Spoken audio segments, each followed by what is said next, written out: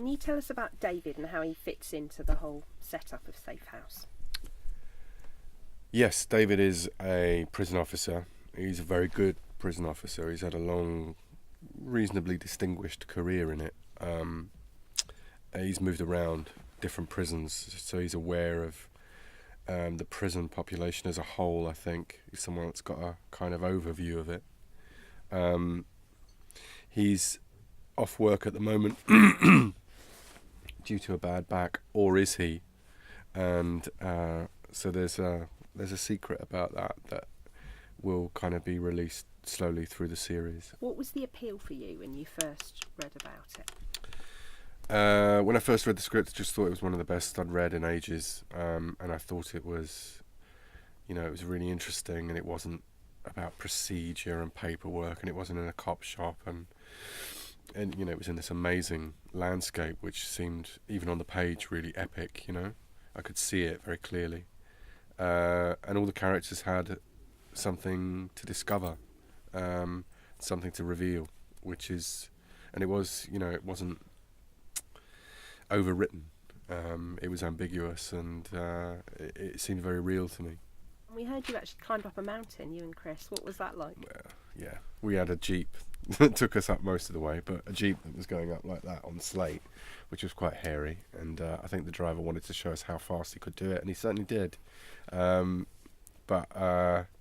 it was, it had its difficulties, but I've done Scafell Pike before with my daughter, and that is quite full on, and we were meant to be on Scafell Pike, but we were actually a little bit lower on a nearby Honister Pass, which was bad enough in that weather, but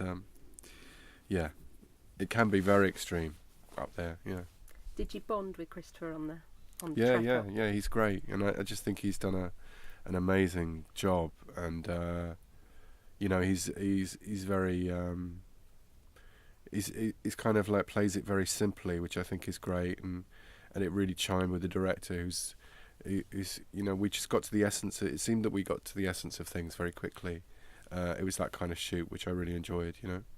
There wasn't endless discussions that seemed to go nowhere. Everyone was on the same page with it.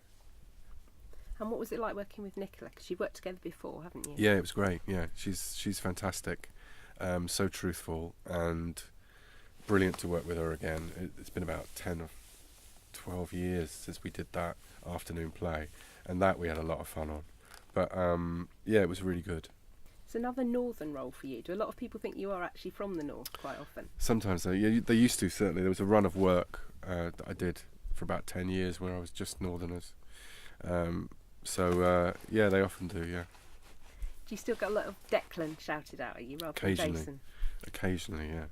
I have strategies like baseball caps and shades in certain situations.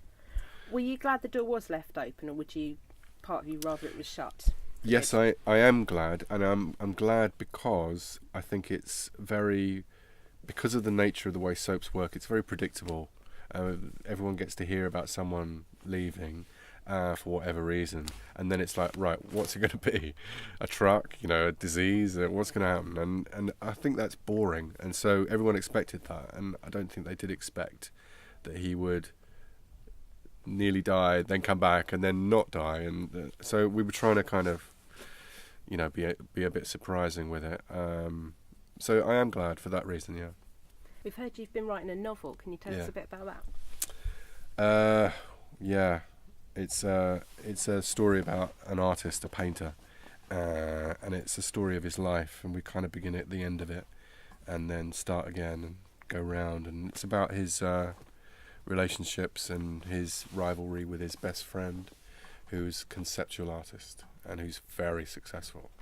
So it's a kind of story about the art world in a sense, but it's about friendship and rivalry and passion, hopefully. And how have you found that process as opposed to acting? Has it been quite a change? I love writing.